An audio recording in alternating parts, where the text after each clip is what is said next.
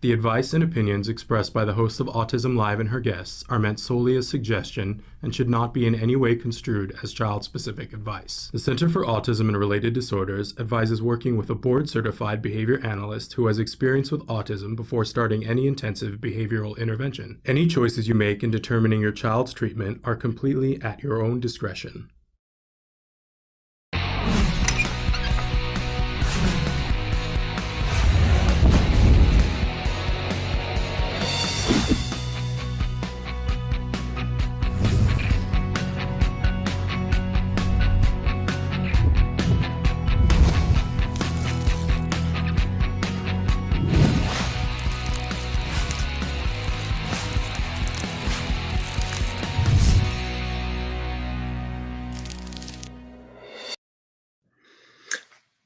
Good morning and welcome to Autism Live. I'm Shannon Penrod and we're coming to you live this morning.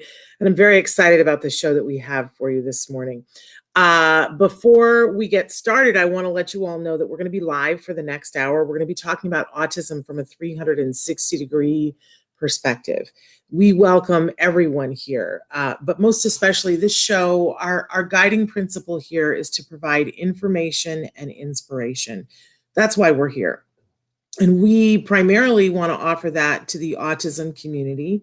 For us, that begins, of course, with people who are, as the hashtag says, actually autistic, people who are on the autism spectrum. They are the beating heart of our community. They're our reason why.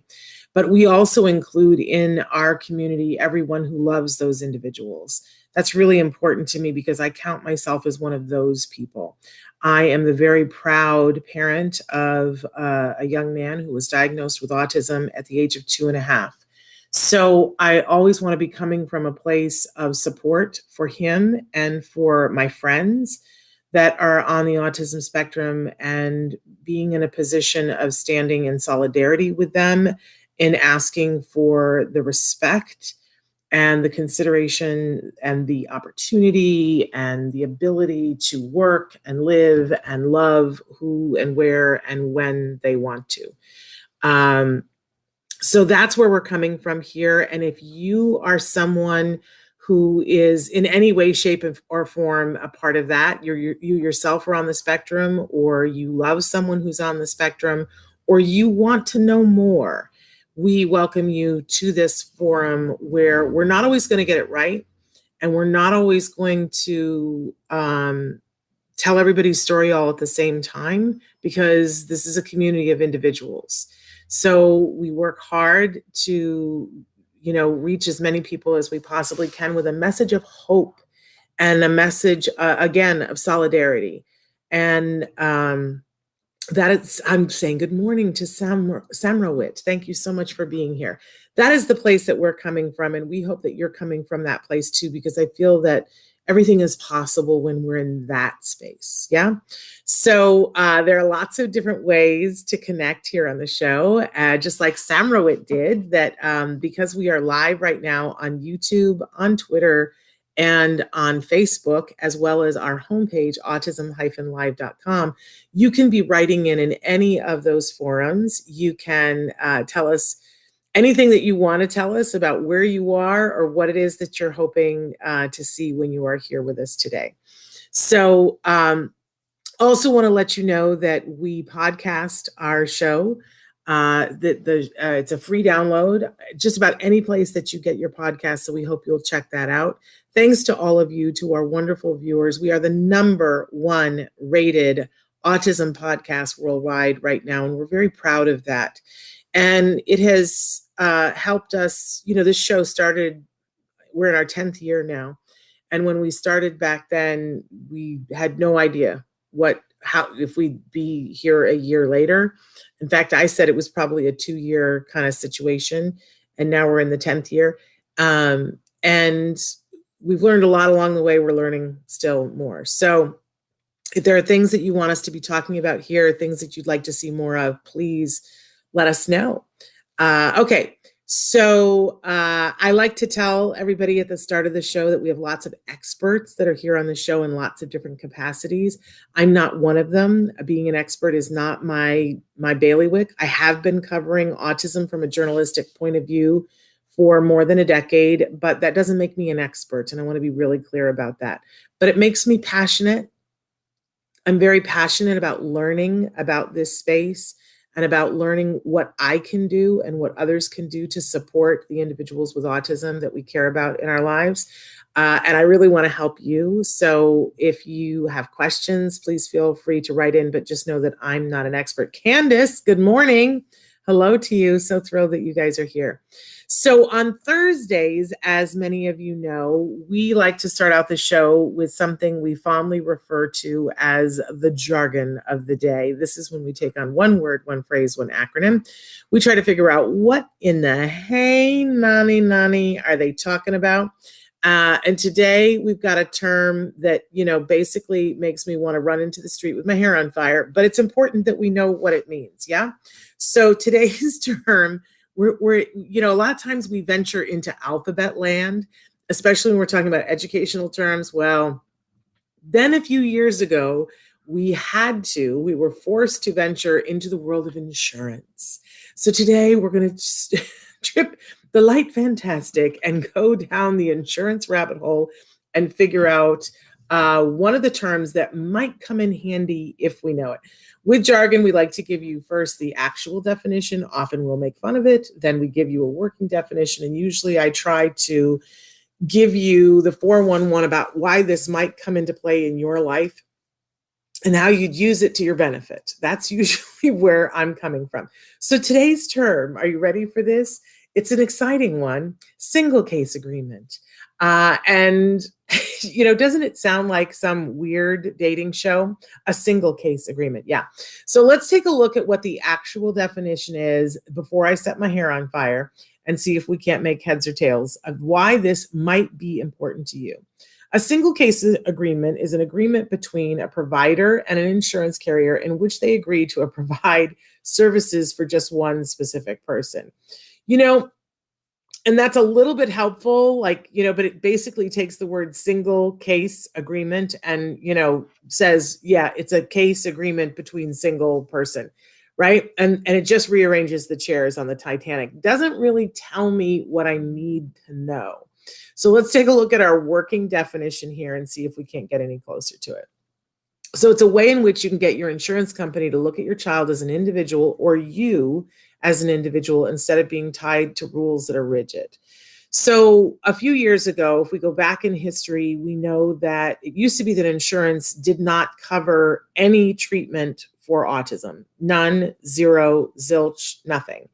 And their reasoning and the thing that they hid behind for decades was that there was nothing shown to be effective in treating autism.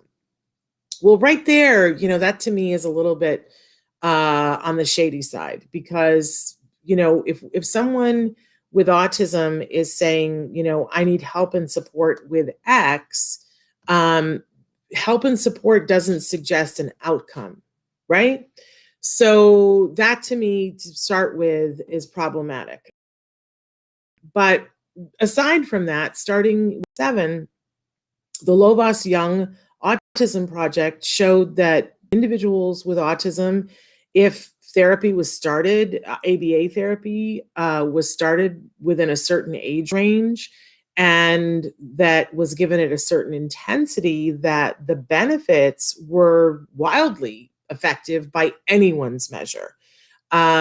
So they couldn't really hide behind their argument that nothing was effective for long in any way, shape, or form because of that. It took many years, but starting in, I want to say like 2010, I don't know that I'm up on my years, but Arizona was one of the first states that they went to their state legislature and said, we need a mandate that says insurance has to cover ABA therapy. And it's so remarkable that a group of parents got together with a couple of politicians, and I saw a documentary about it at once. And it was so fascinating to me because they all said that when they went in to plead this to the legislature, they all knew that they weren't going to be successful. They were 100% sure that they weren't going to be successful, but they were 100% sure that it was important to go in and make the case because someday they were going to be able to convince them. And the legislator people said, we knew that they were going to come in and they were going to ask for this, and we knew there was no way we could do it. Everybody was 100% clear. It was just an exercise in standing forth and saying, this is important, this should be done, you should do the right thing. And then something crazy happened. Like, one of the legislators was like, why aren't we doing this? And people started asking the question on the floor in real time of the Arizona State Legislature, and it was like wildfire. And then, like, some of the parents were like, we might be successful at this. And then the legislature people they were like, why wouldn't we do this? If this is the right thing to do, why wouldn't we do this? And they passed it. And you could have knocked everybody over with a feather because they were so shocked. But it started a movement, like a snowball. And now I'm very proud to say that in all 50 states in the United States, there is a mandate that says that if you are providing insurance, you have to cover the 10 essential health benefits. And one of those is behavioral health. Okay, great. So we all have this mandate, except that there are all these exclusions, and you got to be with this provider and you got to be with that provider. And the provider that you want to be with isn't vendored with your insurance company. And what we find is that there's a mountain of red tape that prevents. So you've got a law now that says, yes, this is important. You've got the science that says, yes, this is effective at helping people. And you've got the parent with the child saying, we're here, we want to be able to do this. And somewhere in between, there's something that gums up the works. Well, sometimes a single case agreement is all you need to unstick things. Insurance, they have regulations. And one of the regulations is, and I'm paraphrasing greatly here, but let's say that your insurance company says, we cover, let's pick something that's completely different, that we cover dental work, right? We cover dental work. But we cover it within this realm, and here's the criteria that we cover it, but you're covered. But then you go to get a dentist, and none of the dentists that do the work that you need, that your doctor has said that you need, are vendored with your insurance. Like, let's say you need bridge work, and there is a dentist that's local that has your insurance and will do work, but they don't do the bridge work that you need. So you can go to your dentist, you can go to your insurance and ask for a single case agreement to go to the dentist who's not vendored by your insurance, but who does the work that your doctors have said that you need, and that you have coverage for. And in that way, many people are able to get the help and support that they need. So if you have gone to and looked around and said, okay, there is a particular type of therapy that you want and your insurance covers it, but the people who are doing it in your neighborhood are not vendored with your insurance company, but let's say that it's a block away and you would have to drive 2 hours to get to one that is vendored. You can go to your insurance company and you can say, that's a hardship for me. I want a single case agreement. And it doesn't take a whole lot of effort, but often the ABA provider that you're talking to can help to do that for you. They can help you to fill out the paperwork. And a lot of insurance companies will do that. They will make a single case agreement with you. So often you guys will write in and you will say, my child is having to, get on a bus and go 2 hours to go do this or that or the other thing. And this hurts my heart because sometimes it's not making sense, that it's not in your child's best interest. So for some of you, it's you yourself, that you're being forced to go someplace that you don't want to go. And it logically doesn't make sense. And I got to tell you, I love it when we can come up with something that goes, wait. Like, let's be people here. I know we've got this set of rules, but that's not working out for this circumstance. Well, a single case agreement goes, hold up. We're trying to do something good here. And if all the rules are getting in the way, maybe we can shove some of them to the side. So I know I started out, I said, it's an insurance term, but it's a good one to have in your hip pocket, because if you don't know that this is a possibility, then you just take the fait accompli and they go, hello, we're sending you to Joe's ABA and you wanted center-based, but they don't have center-based, right?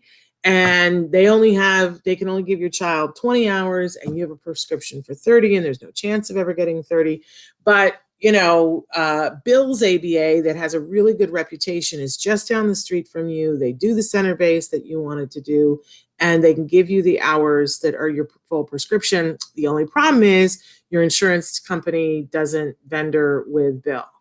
Then you ask for the single case agreement and you can do what you need to do.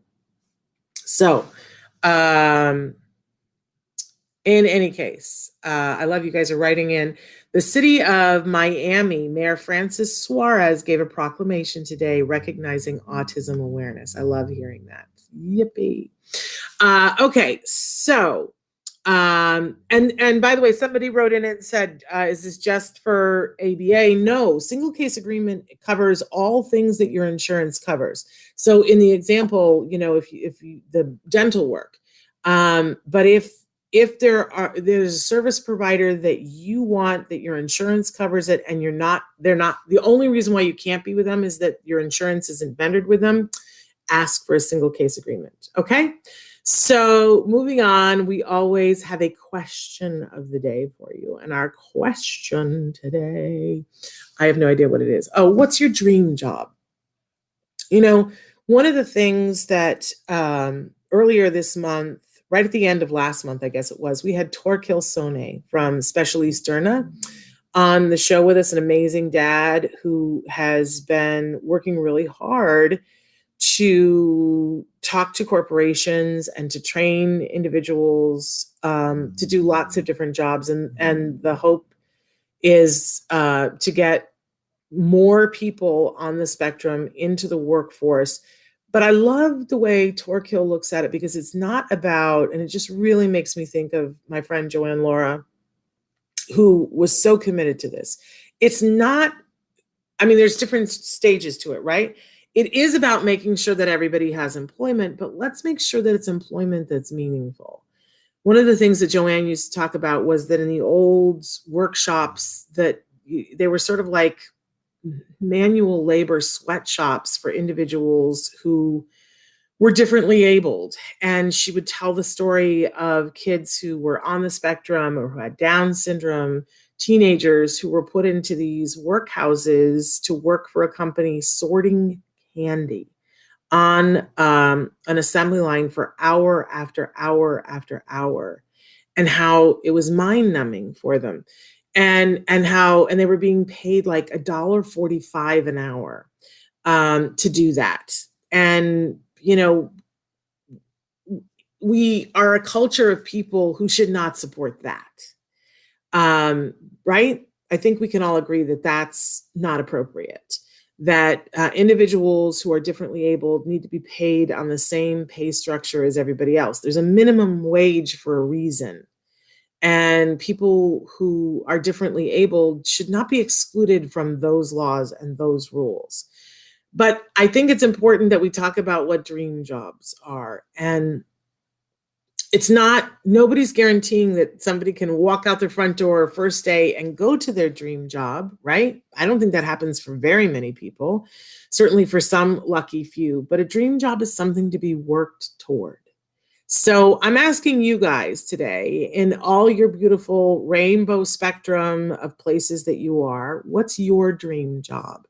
And in honor of Joanne Lara today, I'm asking that if you have a kiddo who's on the autism spectrum, that you go to them, and no matter what their age or ability, and start talking to them about, what do you want to be when you grow up? Where do you want to work? What's your dream job? And I'm fully cognizant of the fact that, for many of these kiddos, you're not going to get a response back.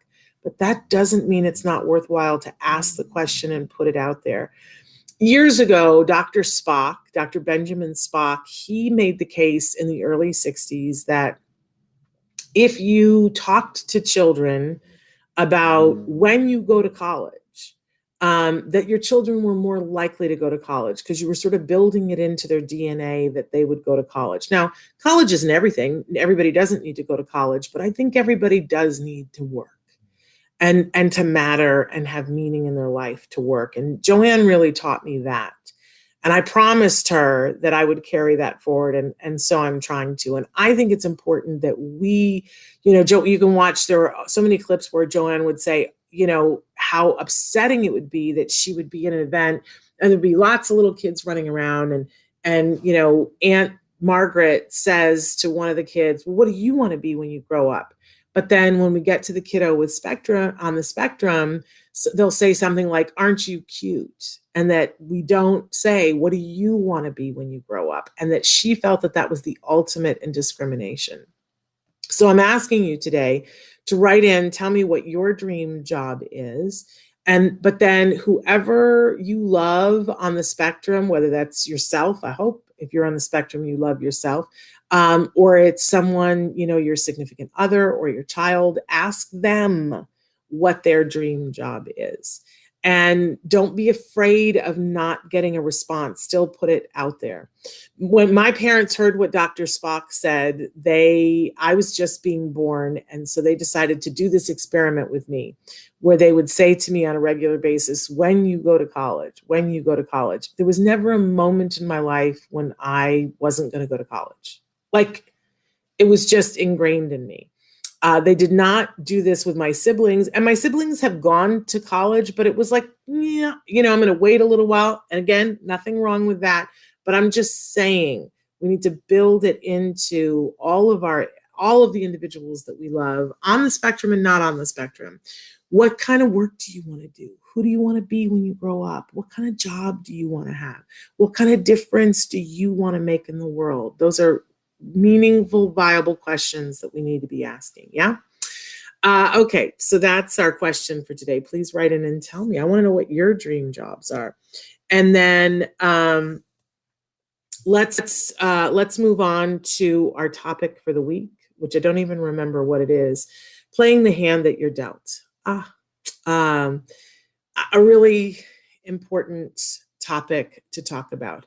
Our sort of subtopic for this week, or overreaching topic maybe is the better, was that we were saying that this is the week of the woman. And we have wanted to showcase and are going to showcase in just a minute women in around the autism community and what women are doing. Women are at the forefront of this community. And it kind of goes hand in hand with this because it's so interesting how we identify ourselves now and how we look at ourselves. I'm old enough to remember a time when we would loudly say equality for women. And I think we still want and expect equality for women. And we're not there. By the way, women are still being paid less than men. And let's just talk about on the autism spectrum, on average, it takes women significantly longer to get a diagnosis or to get any kind of support. We've been looking at the research of why that is, that researchers are much more prone to look at the male aspects of autism, which don't match the female aspects of autism. And there are many other reasons why we think that women are not being diagnosed as early or as much as men are. But I think it's important. One of the things that I've had to learn from my younger women in arms is that equality isn't always perfect.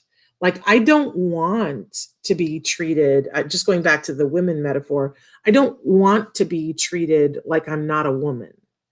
I am a woman, and I want I don't want to cut that out. I don't want it to be equal and even with men. I don't want to be treated like a man. I want to have the same rights. I don't want to be discriminated against because I'm a woman. And to me, that's a little bit of a different line. And I am loving hearing from individuals in the autism community about being women and how the treatment is different. And I just want to put it out there that I'm open to learning about what the differences are and how we should all be more aware.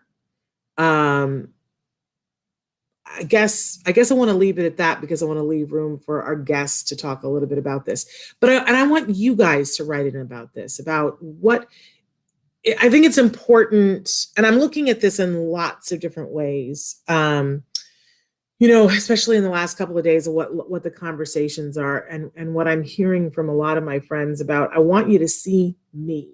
This is what I'm hearing from people, whether it's, I want you to see me and I'm Asian.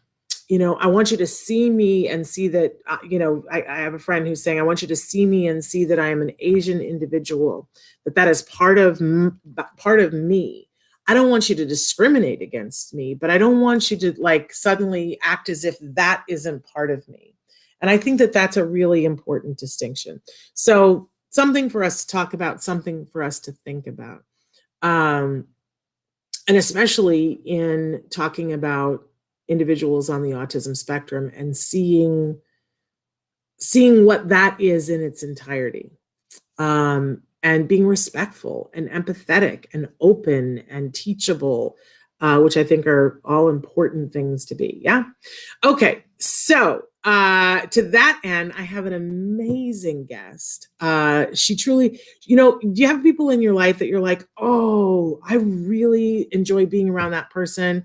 I think that they're incredible. I always learn something when I'm talking to them, but I also just, really like this individual, and you never have enough time to spend with that individual but you're like, that's somebody I'd enjoy spending more time with. And that's somebody I'd love to have lunch with. Well, my next guest falls firmly into that heading for me. I think she's amazing.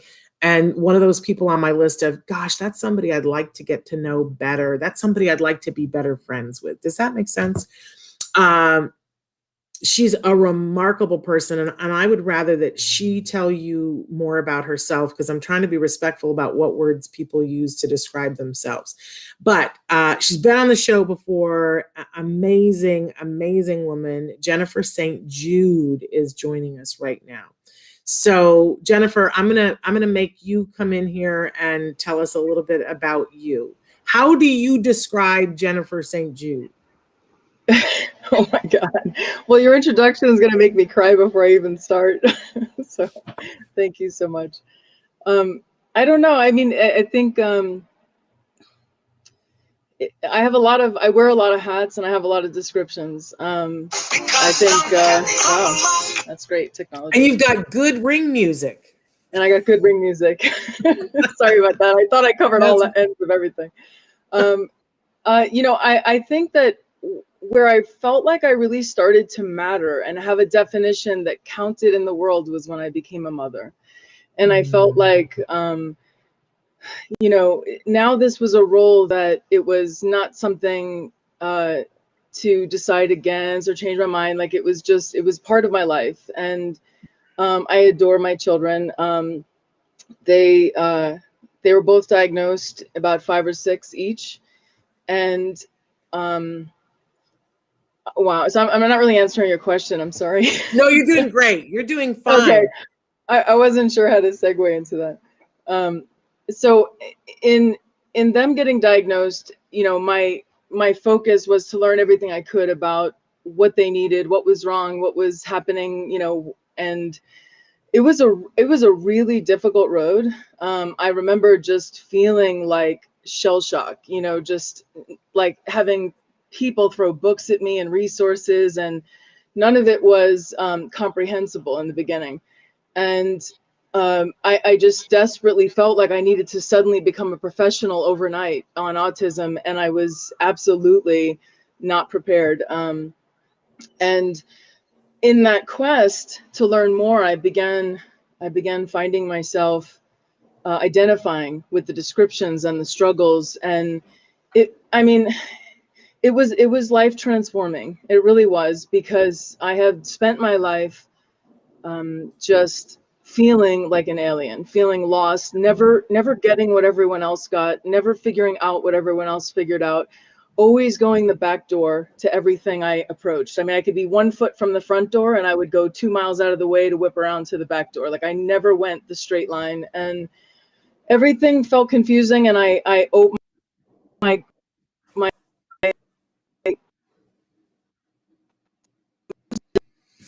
I feel We have lost. I always lost felt that. lost. And We lost you for just a second there, Jennifer. The internet skipped on us. Okay. No. I'm sorry, because what you're saying is so vital for all of us to hear. So you were saying that you felt like you run 2 miles out of the wrong direction, that you felt different, I think is what you were saying.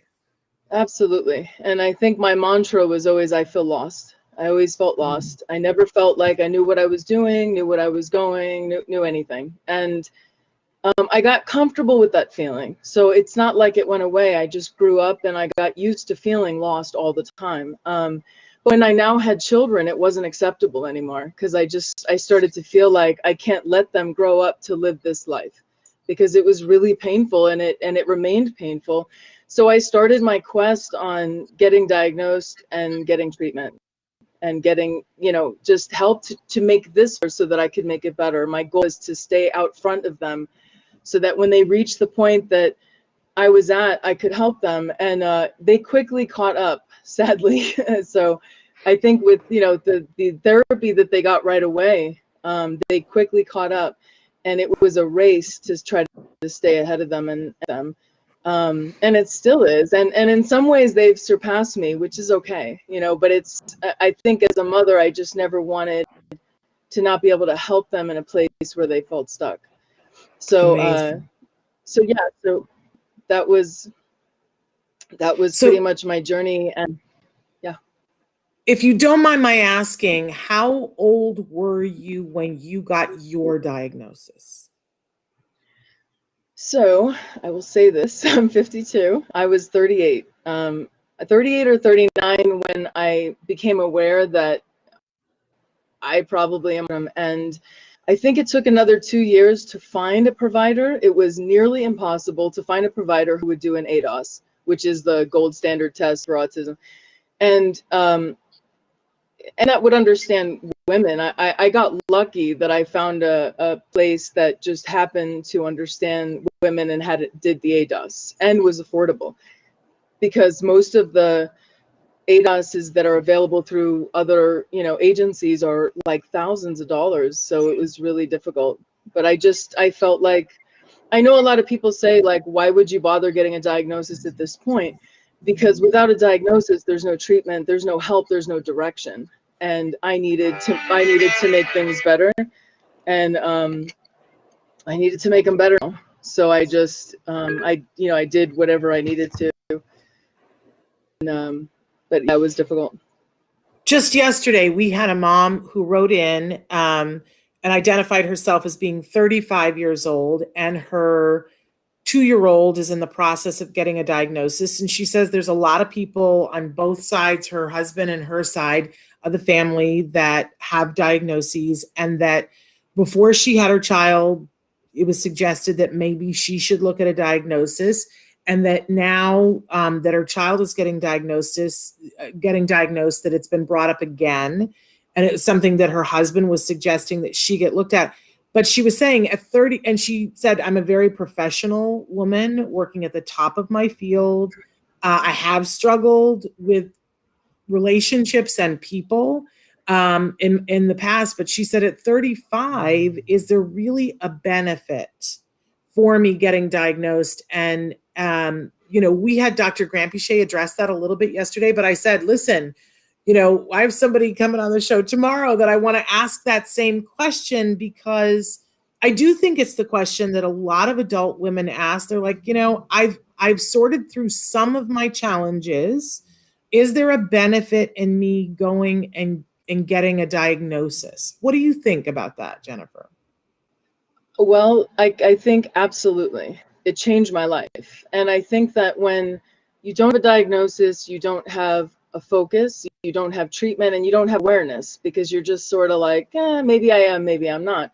I think once you have a diagnosis, it gives you kind of a map to what now. And the other piece of that is that, you know, before you learn more about something, you know what you know, and you think it's enough until you learn more and you realize how much you didn't know.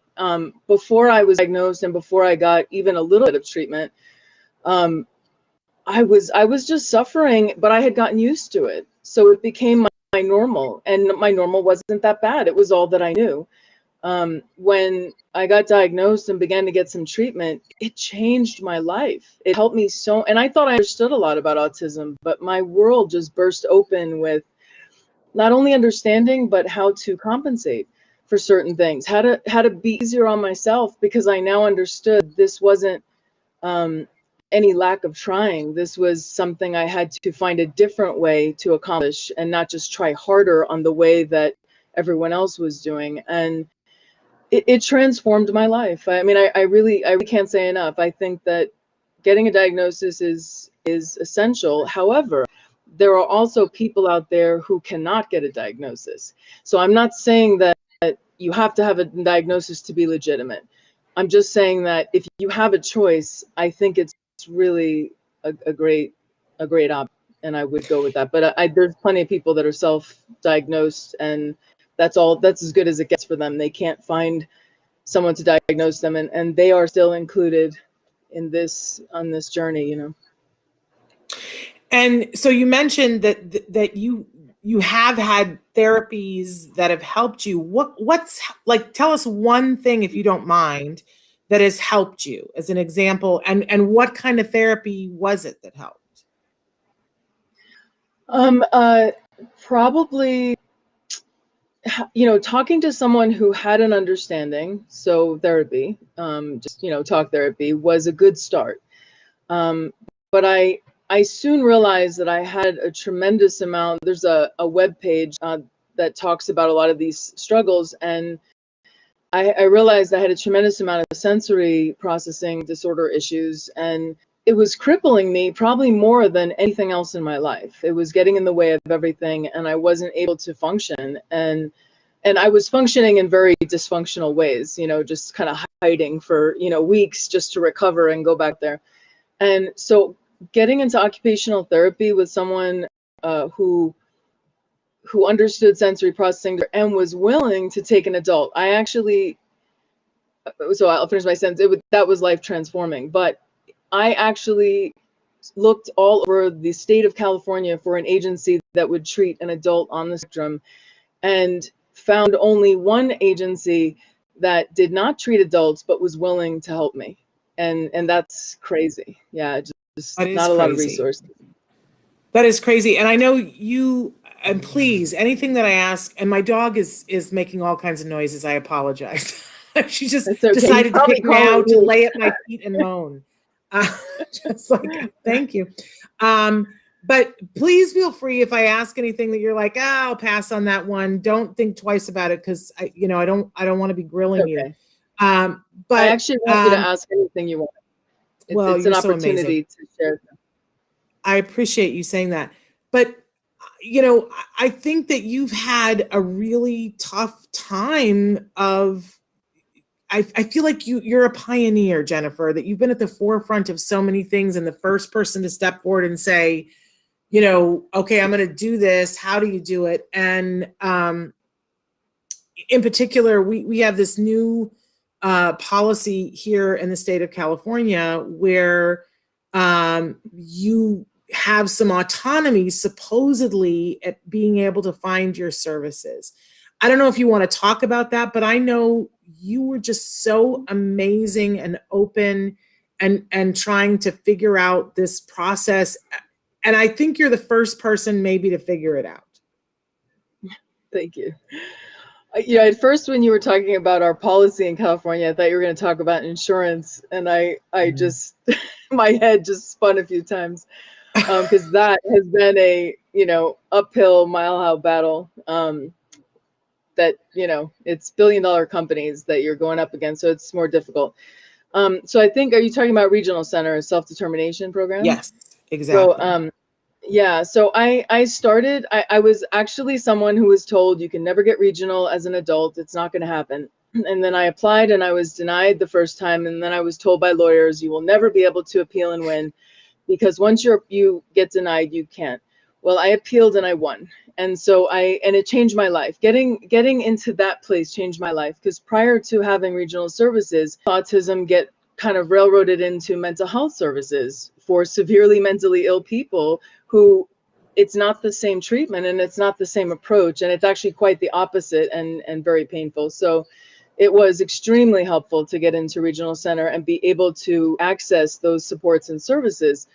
The problem I had when I went in is a lot of those services are kind of cookie cutter, services that are geared towards maybe, a long ago example of an individual, and this is what we offer, and it hadn't changed much. And I had some limitations. I had children. Like I can't tell you how many people were like, we've never had someone that was, on the spectrum in regional center and has children. It's like, it was like, everything was like, I felt like nobody knew what was happening here. And I felt like I didn't fit in anything traditional. I tried just about everything. The things I needed, they would say weren't available. The things they offered, I couldn't utilize, so it was really challenging. And I think too, a component of that is when you get to adulthood without diagnosis, treatment, or intervention, you pick up a lot of bad habits of hiding, masking, faking, not telling anybody anything because you've learned that that's not okay to explain that you feel lost or anything like that. So I developed a lot of these coping strategies that made it very difficult for staff to interact with me, because I looked one way but felt another, and they didn't know where to go with that, and it was just kind of failing repeatedly.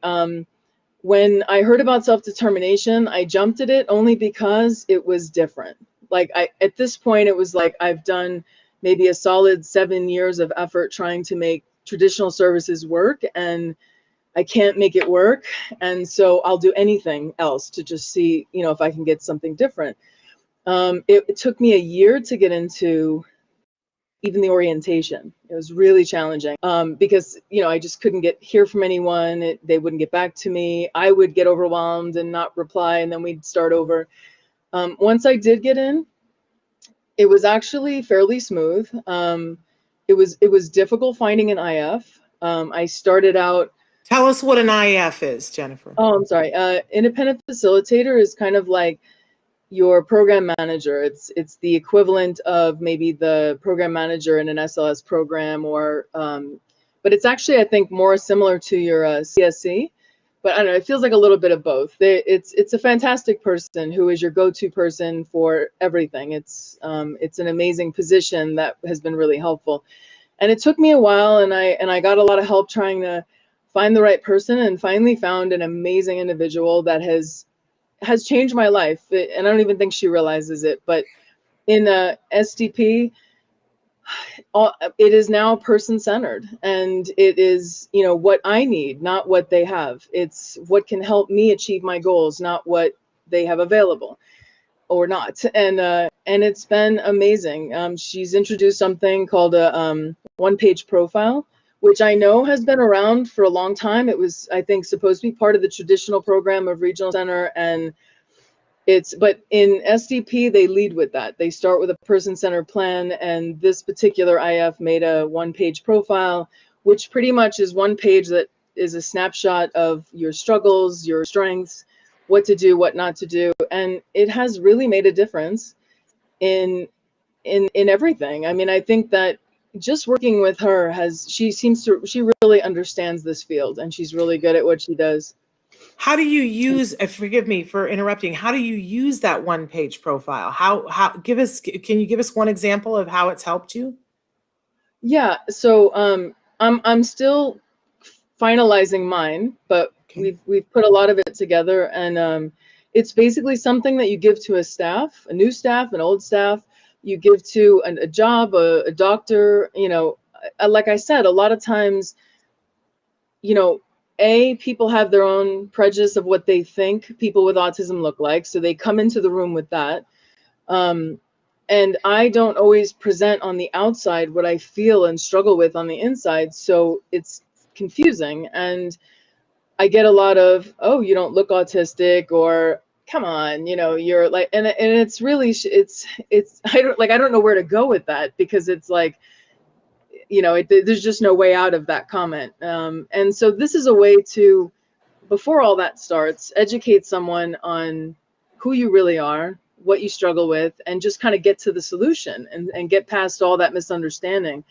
I think a lot of times in the past with the agencies I had worked with, there was a tremendous amount of misunderstanding, and I didn't respond in traditional ways, because I was doing all this masking and compensating and hiding, you know, for years, because it wasn't safe to just be myself, you know. And when I really melted down and struggled and went into traditional responses of people on the spectrum, I did not go well, because people, you know, when they think you don't have a problem and you act like that, they think other things, and then it just kind of really blows up the connection you have with them.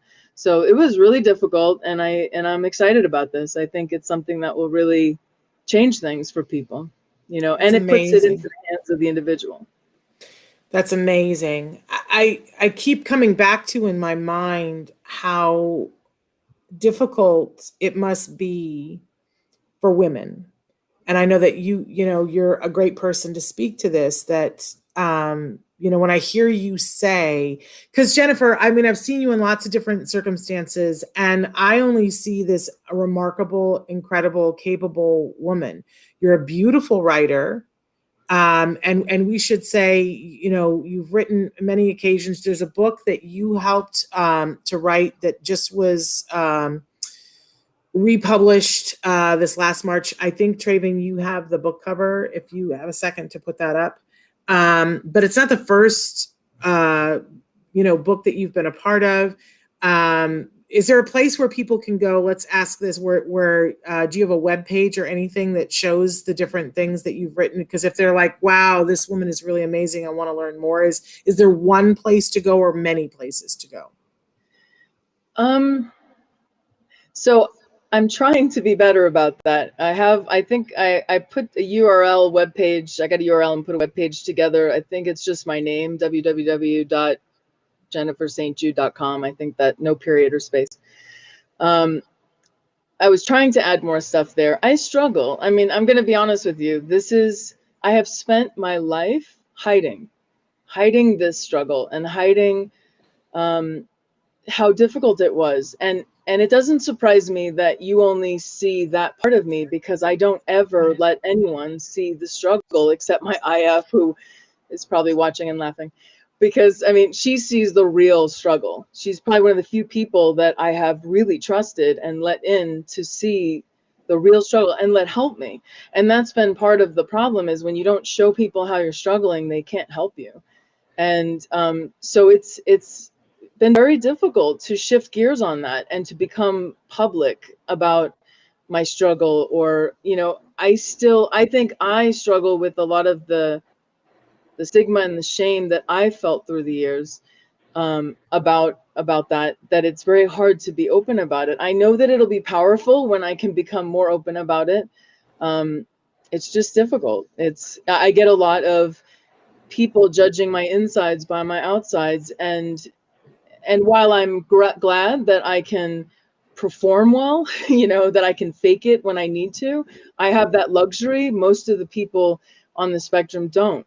And you know, but with that luxury also comes a price of, you know, not really being understood. And I'm not alone. I find that I'm, because of internet and Facebook and all that, I actually know a lot of people around the world, women on the spectrum, and they have a lot of similar stories. You know, their mothers, their they maybe work a job and they come home and they crawl up in a ball and hide for the rest of the day. And there's a reality that nobody is seeing, and there's a band of adults on the spectrum, many women, maybe even some men, that go unseen, untreated, unsupported, and unserviced because they are too functioning to qualify or fit into the available services, and not functioning enough to join mainstream society. And so there's a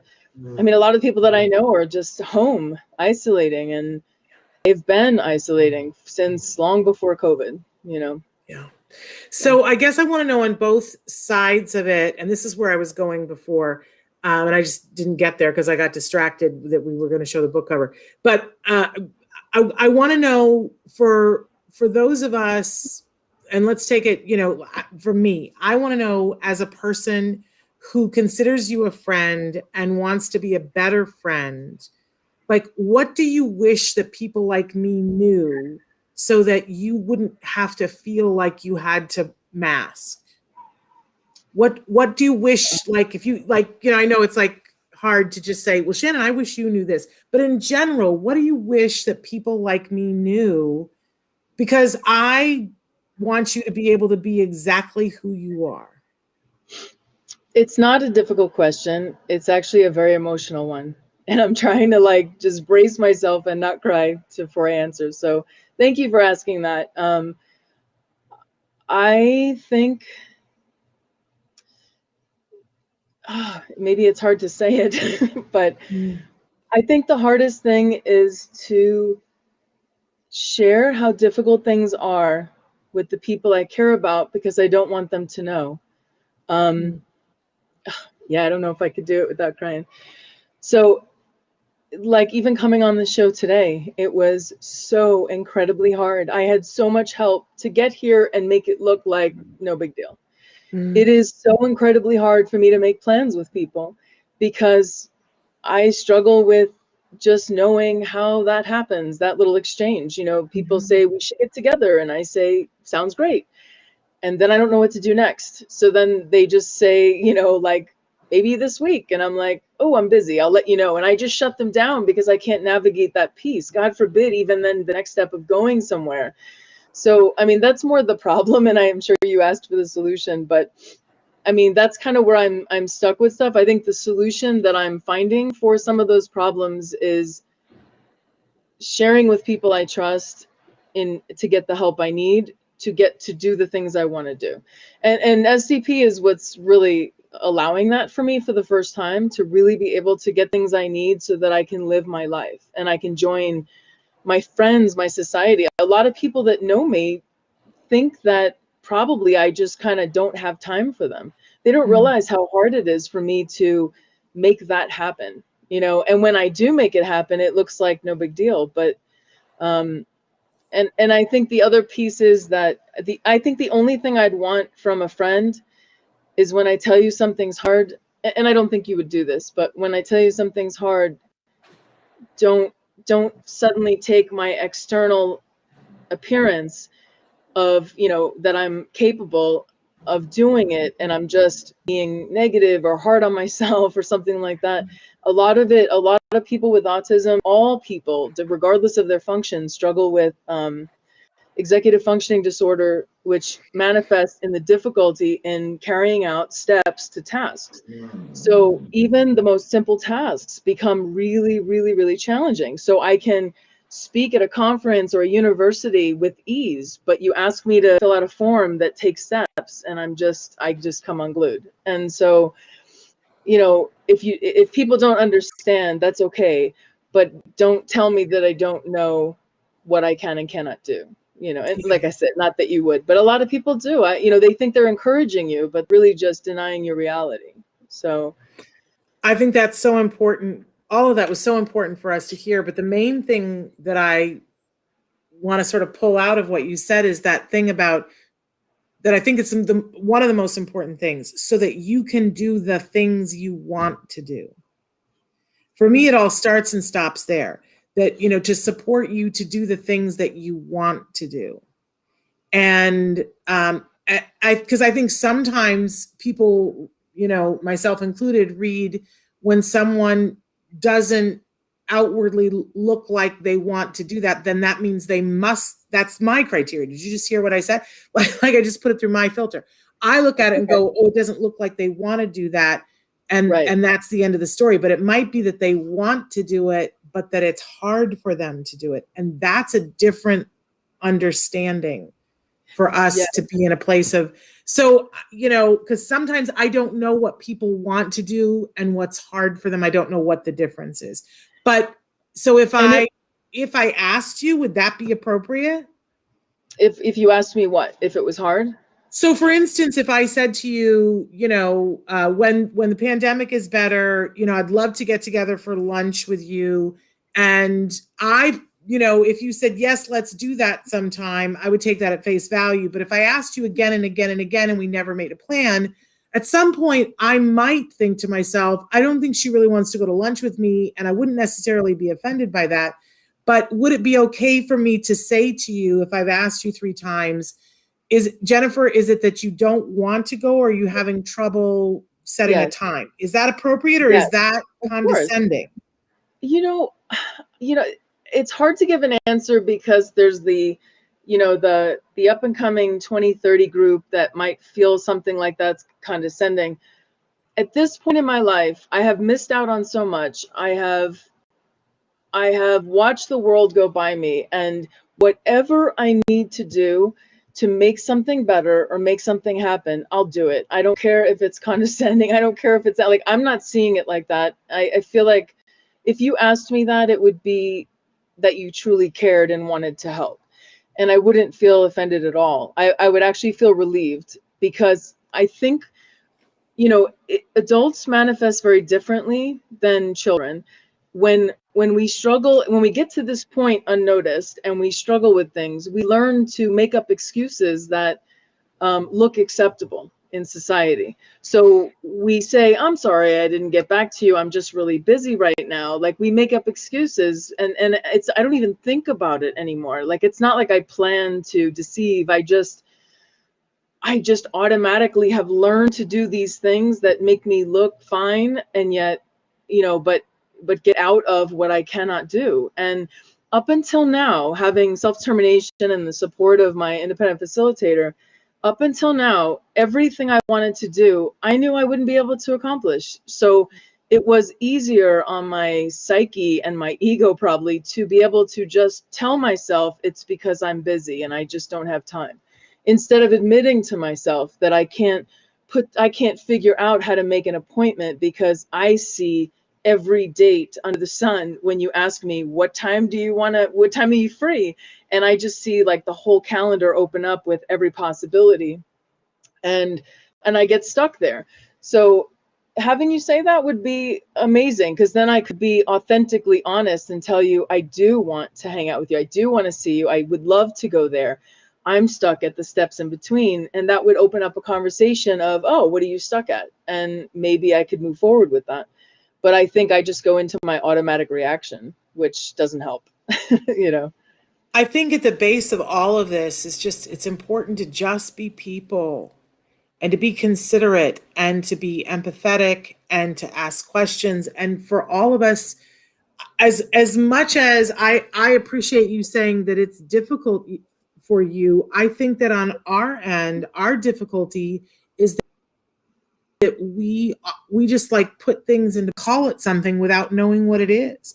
I think a lot of the problem is on that we all need to do a little perspective taking and acknowledge that. I just was reading a thing in the New York Times this morning about how important it is to understand that your challenges are not the same as mine, but that we all have things going on. And that if we're empathetic about that and open to understanding that because something was easy for me doesn't mean that it was easy for you. And so that's a place to come around. We're out of time already, which is crazy, because I could talk to you for another 7 hours.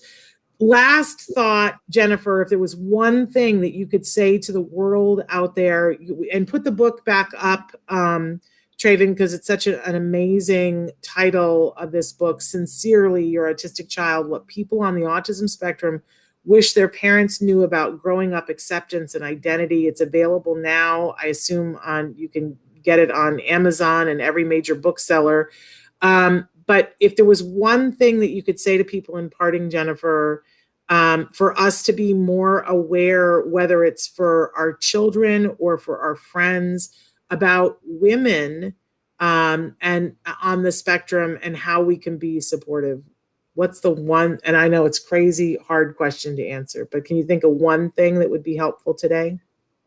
For the people, you know, on the spectrum and off, I guess the one thing would be that women manifest differently. We already come hardwired for more socialization and more communication. So when we get hit in that area, which are the two big areas of autism, we don't look like we are as affected, but we are just as affected in our own way, and struggle. I think women do a better job at masking. So I would say women on the spectrum, trust yourself and embrace whatever it is you need to do and don't give up. And people that love a woman on the spectrum or a girl on the spectrum, believe them. Believe them when they tell you what they feel on the inside, that women often present okay, but believe them when they tell you is on the inside, and don't discount that. I think that would be the most beneficial and the most helpful. So Powerful message. I want to thank you for coming today. I want to thank you for being here and for being so open and sharing with us. I've certainly learned a lot, and I think maybe other people have. And when things get a little bit better, pandemic wise, I'm going to be calling you to get together to do something. But I want to do it in a way that works for you. So well, I would love that. I would love that. And now I have SDP and a great IF to help me get there. So I'm already ahead of the game. So wonderful. Thank you. All right. So thank you so much for being with us, Jennifer. And I want to say to everybody, tomorrow we're back. The research, once a month we do research on Fridays with Nancy Alspaugh Jackson. And tomorrow we're talking about research having to do with listening therapies, because you guys had asked for that. So that will be tomorrow. Don't forget that Temple Grandin is live with us next Tuesday, and I still need questions from you guys. So if you have questions, you can send them to me at s.penrod@autism-live.com. We'll be back tomorrow. Until then, give your kiddos a hug from me and one for you too. Bye-bye, Jennifer. Bye. Thank you. Everybody.